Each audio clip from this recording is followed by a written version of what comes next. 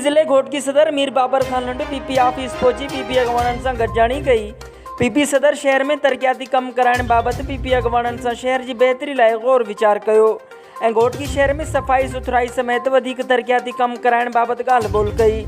गॾिजाणी में मीर बाबर खान लुंड सां गॾु पीपी उहिदेदारनि अगवाणनि पीपी सिटी सदर अब्दुल मजीद लाखो, सिकंदर अली लाखो, वर्कर अली रज़ा सां गॾु राहिब घोटो शौकत लगारी, उमर सां गॾु नदीम लाखो, अब्दुल सत्तार भयो ऐं ॿियनि शिरकत कई। उन मौके ते पीपी ज़िले सदर मीर बाबर खान लुंड ॻाल्हाईंदे चयो त ज़िले अंदरि साफ़ माहौल बणाए शहर में रोड रस्तनि समेत ॿिया तरक्याती कम जल्द खां जल्द कराया वेंदा।